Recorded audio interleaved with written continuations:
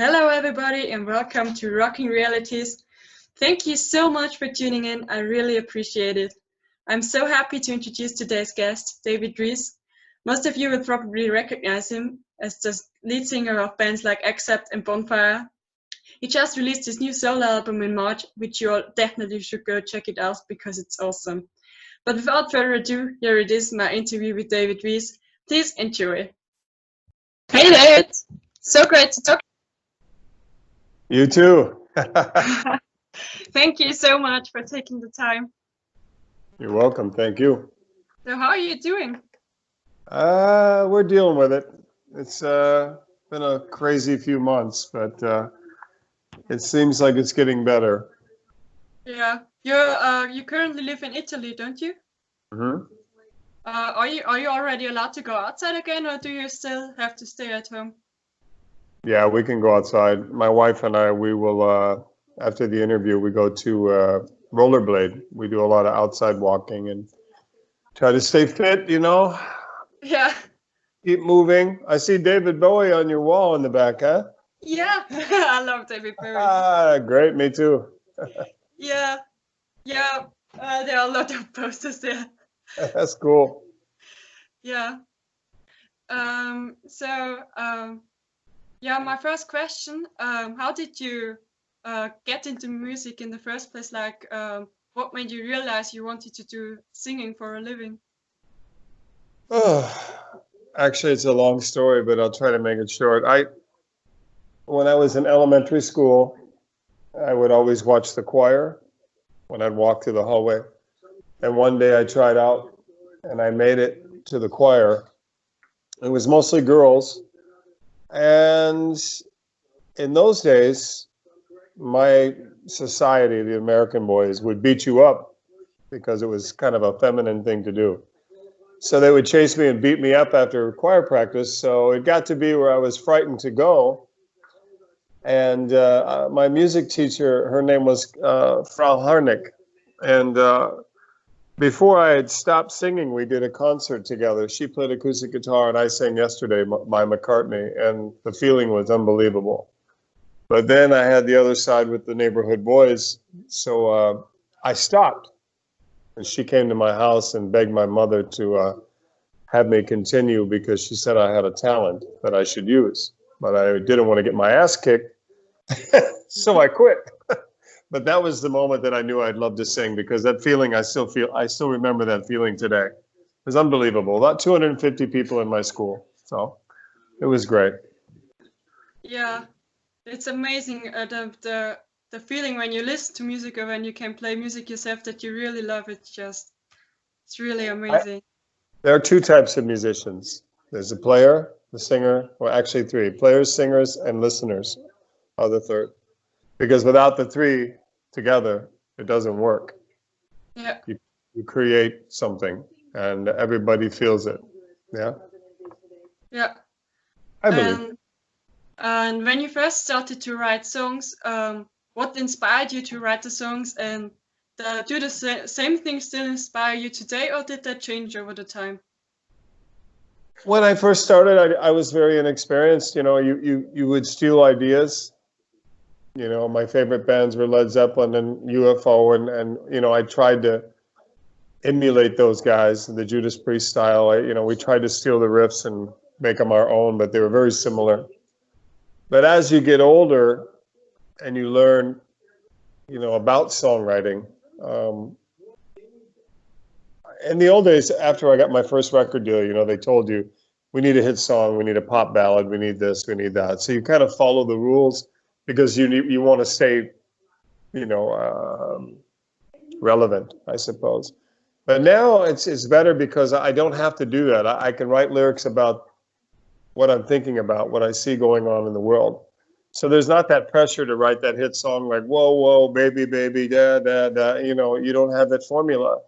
So that's what's changed. I've learned over the years to say something with words rather than, the cliche that you've heard 5 million times, Yeah. I hope it makes sense, but yeah, it does. I feel more freedom now and I'm getting older and I feel more confident as a writer. And writing songs, I learned a few years ago, I have to do all the time. If I have a small idea, I write it down, I record on my phone. You constantly have to work on it because if you stop, I think you kind of lose the momentum. I think the harder you work at it, the easier and better it comes, you know? Yeah. Yeah, but I think it's probably the same with playing instruments because you have to keep working on it even if you've played for 30 years, you still have to pick up the guitar or bass or keyboard or whatever you're playing because if you don't play, it just doesn't work. You have to keep working at Michael it. Schenker said this. He said this to a friend of mine. He said, my friend manages Graham Bonnet, and actually he manages me too. And he said he noticed that Michael Schenker was playing acoustic guitar constantly. And he said, man, don't you get tired of that? And he said, no, I've just realized how much possibility there is on the guitar. I know nothing. Michael's 65, and he said, I'm just starting to realize more about the guitar than I never knew before. So I have to play every day to discover. I thought that was pretty cool. You know, he's constantly playing acoustic guitar alone and trying to learn new ideas, techniques, and keep his hands, in shape. Yeah. Like the voice. It's like the voice. It's a muscle. You must sing all the time, You must sing all the time to keep the voice loose. When you're singing, do you have like a warm-up routine that you do before a live show and also before recording? And is it different before a live show? Like, do you have a different warm-up routine before you sing? Yeah, it's sing different. on stage? It's a different feeling. I mean, the cool thing about the last few years of my life, I've actually been excited. I don't have a home studio, and the reason I don't do that is because I cannot produce myself because I sing something really good, I think, and then I listen back and go, that's not that good. Or I play it for somebody and they go, eh. But if I work outside of my house, I find that somebody pushing me, I sing better. I can perform to the engineer or the producer. And that's why I like to leave my house. As far as studio work, the difference is I've been really excited in the last few solo albums to actually go and work. And sing the songs. You think in a different way, And so a lot of times you learn after you make an album, when you're playing the songs live, you think, wow, I should have sang it this way. It's better.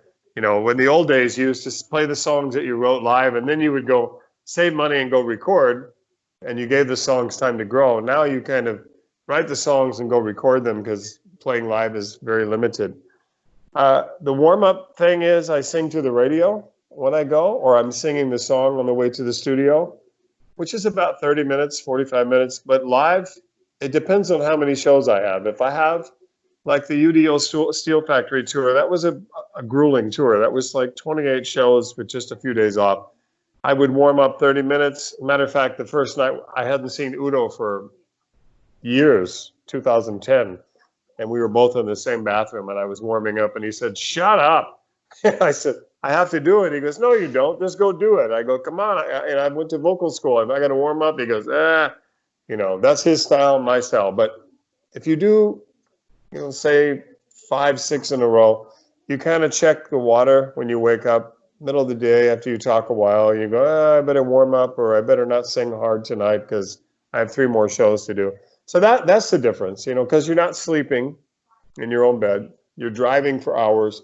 The weather, it can be really hot one day, and the next day you drive to Scandinavia and it's snowing and you're freezing to death. Many factors, You just have to take care of the muscle, cover your neck and sleep a lot. And don't drink alcohol. Try to be healthy, Yeah. I'd really like to talk about your new solo album that just came out in March. Oh God, I can't say it.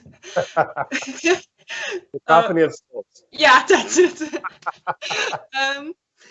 I especially would like you to ask you about 2 songs because I think I have like 2 favorites on the album that I really, really love. I love the whole album. It's a great job, really. Thank you. The first one I'd like to talk to you about is Metal Voice. Uh-huh. because there are two lines in there that I'd like to ask you about. And the first one is, the rumors were true that Brotherhood saved us from all of the fools. And the second one is, there's nothing they can do because music has saved us from all of the tools. I'd really like to hear more about that. Brotherhood has saved us from all the fools. I mean, that is,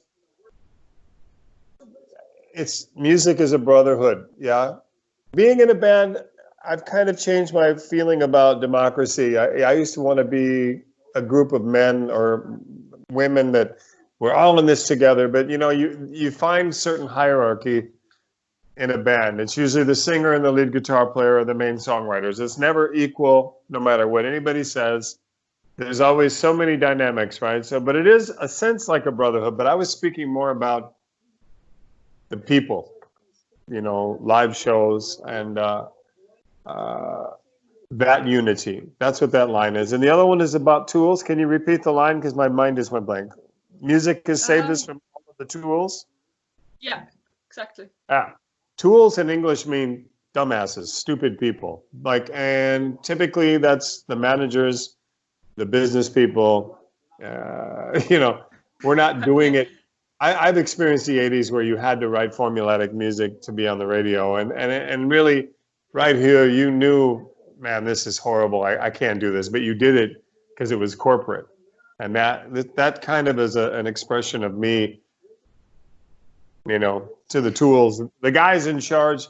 And most of those people that I've met in my life, a few that are very successful, most of them don't know what they're doing.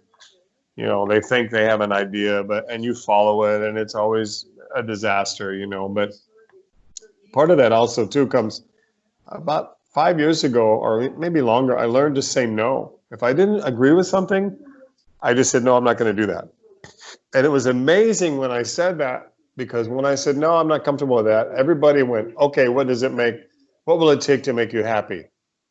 And I thought, you know, 30 years of being in this business, if I would have just said no so much time earlier, maybe things would be better. Because if you stand up for what you believe in, then they say, oh, we can't control this guy. You know, we want to work with him, but now we have to compromise. So that it's all kind of connected to that whole experience, the metal voice, because that's what it is. You know, it's funny. We didn't write the song for the podcast. Andy Susimil came up with the title, Raise Your Metal Voice. And I went, hey, it wasn't specifically written like the promo said for that podcast. It just came out that way. And I just kind of started writing about my experience with live shows with the lyrics against his riff. Yeah. And I really like the lyrics because I know that feeling when you feel like music saved you, because I mean, I love my life and I have an amazing life, but part of it why I love my life so much is because of my passion for music and how much music really gives me, and the feeling I have when I'm standing in the front row and see my favorite band play live. There's nothing like it. Or it's remember just when I was amazing. my first big concerts would be like Aerosmith in 1977, and the Rocks album was out, and we were fanatics for the band, and they played like every 4 months in my city. So the gate would open and we'd run to the front, and it was like $5 to see Aerosmith, and then Heart would open or Ted Nugent, and we'd be pressed up against the barricade. I mean, well, we didn't have barricades in those days. We'd be against the stage. So many times your hands are on the stage, and Steven Tyler or the artist would step on your fingers, and you said, he stepped on me. Isn't that cool? Yeah. You know, but I know the thing. Yeah, I know exactly what you mean. Yeah. I had a friend, we saw CC Top, I think in 2015, and she was in the front row. And when I was further in the back, and later she came to me and was like, I got sweat of Billy Gibbons on me. I'm never going to shower again. I got spit in the face by Steven Tyler. I was about 16, and I said, I'll never wash my face again. And he was always spitting while he was singing. He spit right in my face, and I said, that's the coolest thing that's ever happened. My friend goes, man, I'm jealous. He spit on you. It hit you and not me. Yeah. Unfortunately, I'm too young to have seen a lot of the bands that I really love, but I'm really trying to see as many as I still can see, go to the shows whenever they come. We're getting older. Try. I mean, Tyler's still doing great. So is Jagger. I mean, we lost Bowie. It's horrible, but Lemmy we've lost, and many greats. You know, we're getting older, I mean, it's, you know, I never got to see Paul McCartney. That's been kind of my dream. You know, I want to see him. You saw? I've seen him 3 times. I hate you. Yeah, yeah. Paul is amazing. He's Yeah. doing a great live show. Yeah, what an amazing talent, huh? Yeah, the Beatles are really the band that really got me into music. There were bands before, like I loved AC/DC before I got into the Beatles, but they were the ones that really got me. And you don't realize how great he really is, and then you listen to the band Wings, you know, after the Beatles and the Ram album and all these songs, and you go, wow, he was so important to the Beatles, just the way he writes melodies. And then you listen to Queen, and you know that Freddie listened to the Beatles, and you can tell that he stole a lot of those harmonies and the Beatle ideas. They were so important to rock music. There'll never be another band that big in the world, ever. I don't think. Yeah, they were really amazing songwriters. Yeah, amazing. Yeah, amazing. Okay, well, maybe we should come back to you and your work. There's another song I really like, and that's Another Life, Another Time. Can you tell me more about that? The story about the song lyrically is my wife and I were in Bulgaria last summer in May. I played with a band called John Steele. I actually did an album with them this year in January before the virus hit. Thank God I was able to come home. But they asked me to do a lot of gigs with them. And then when I have free time, I go to Bulgaria or I go to other Eastern countries and play with them. And typically we sit together on the flight. And my wife had never been to Bulgaria. I said, come on, please go. She's like, oh, okay. You know, because in the beginning it was great for her, you know, being backstage and everything. But now she's seen so many of my shows. It's kind of boring, but new countries are an adventure for her. So we were flying, but at this day there was a man between us, and we were leaning over and yelling because of the sound of the airplane. And my wife said, another life, another time, because I couldn't hear her. And I went, I wrote that down on a napkin, I think. A napkin, yeah, Nadia? And so I called Andy and I said, hey, I got this idea, you know, and he goes, oh, that's a cool title. So basically, have you seen the video? Yeah, I have. And my brother, Bob Reece, did it. And he went back and he has a film restoration company, and he's just starting to make film. He's a retired military guy. And he had all of this 8mm film of me and him as boys and photos and everything. And my brother and I have recently connected in the last 2 or 3 years. We kind of grew apart. We're only a few years apart. So it was really nice. And he said, what do you think of this? I said, try this video. It's about my life. And in some of the live footage, you see my first band. I'm wearing this stupid leopard skin spandex. And, you know, when I was playing clubs and big, you know, we were kind of like a popular band then called Dare Force. And we were playing big clubs and big theaters and opening for Cheap Trick. And so I just wanted to kind of the song is about my life, my journey. I think even Steven Tyler said life's a journey, not a destination. And that's what it's about. That was my life before and another time, and it's I hope it still keeps going. I think that's the message. I'm not sure, but so after everything that you've achieved already, is there still something like a specific goal that you still like to achieve? Yeah, I want to do another big tour. This year has been, I mean, I don't want to be selfish because I know a lot of people have suffered and died, especially here in Italy. But last year I was, you know, supporting the album Resilient Heart. I had called Udo's manager and I got offered the special guest slot. I want to be on stage. I would like to have at least one more big tour like so. And I have another solo album I'm working on now with Malta and Andy. With the time we had, we said, well, no shows, let's just write another album. So we're doing it in the same direction as Cacophony of Souls. It's going to be a little heavier, I think. But yeah, I want to do another tour. I really want to go tour, maybe go back to America.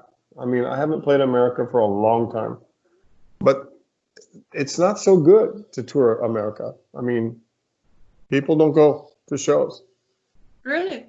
Unless you're Guns N' Roses or Bon Jovi or Aerosmith. I mean, there's kind of a way it works in America now. It's 4 bands: Cheap Trick, REO Speedwagon, Kansas, Foreigner. They always do the same 4 bands every tour, and people are sick of it.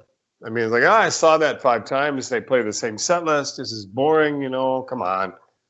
But promoters, they know they'll sell tickets, and it's safe for them to have Journey or some bands like that, you know.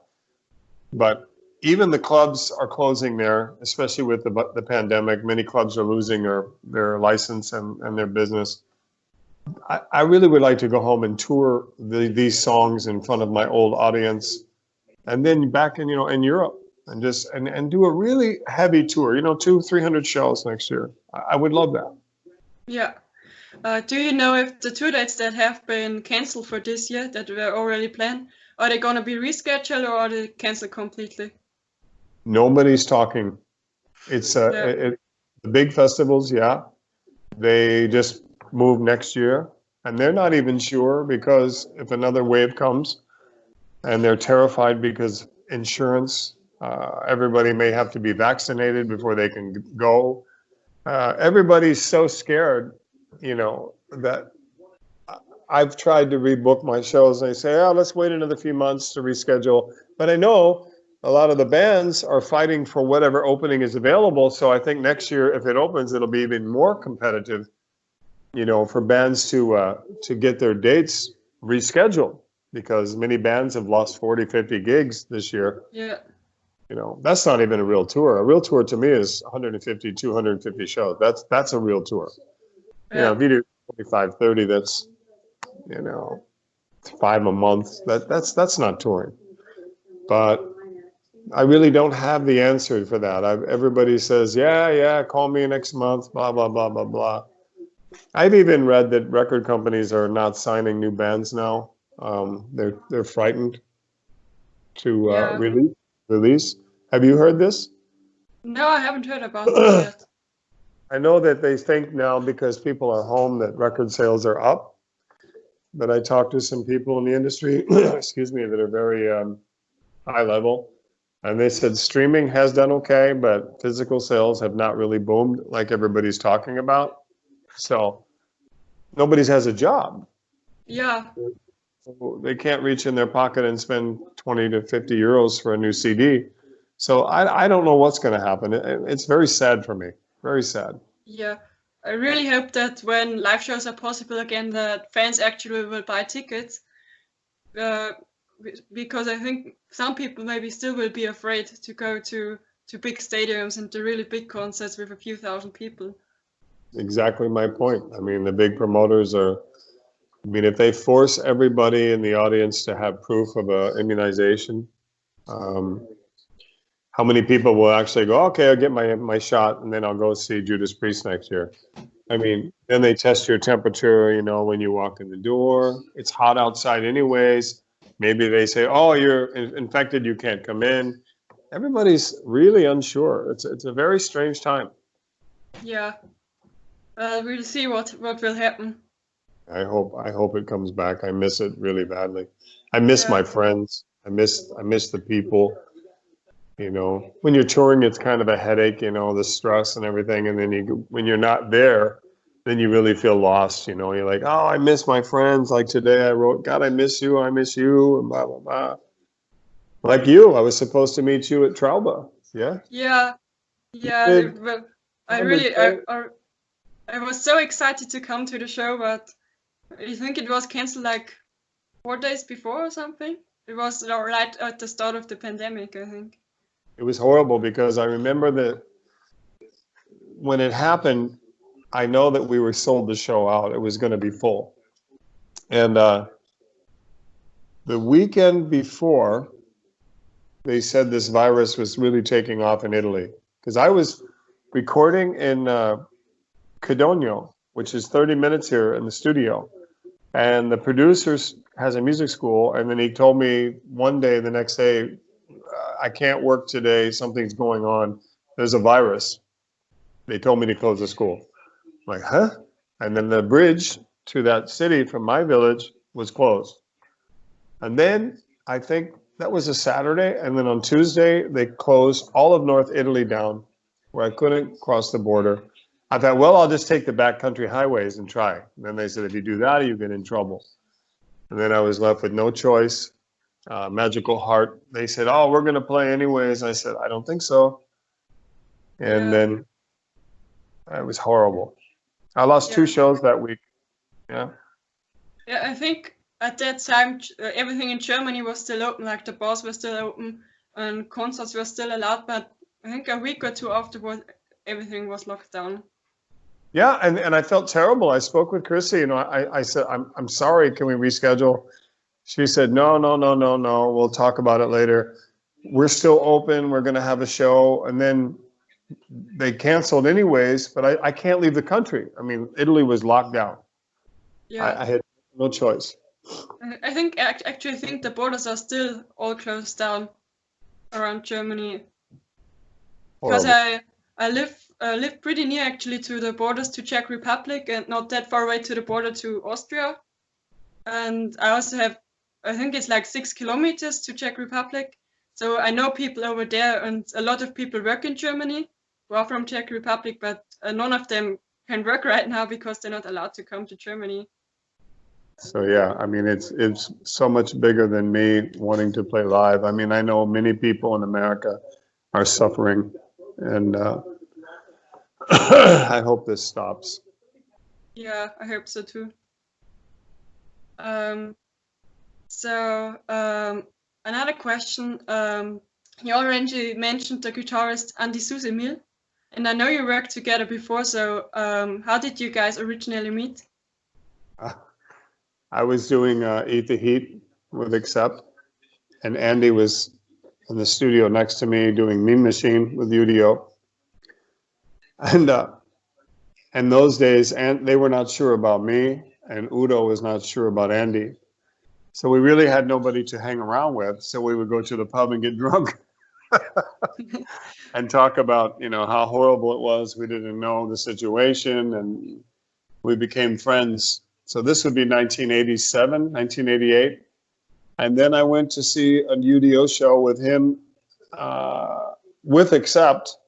And I remember being on the tour bus, and Wolf's wife was there, and Andy and I were doing all-star wrestling with Matthias Deed and all these guys, and Stefan Schwarzman, and we were all just friends. And after that, after I left Accept, I hadn't spoken to Andy for, it would be 2007 is when I saw him again. I was in a pub in Germany on a Halloween party, and he walked up behind me and scratched my back. And I jumped and turned around. And he goes, hey, I go, what are you doing here? And he goes, I heard you'd be here. I wanted to say hello. I said, wow, great to see you.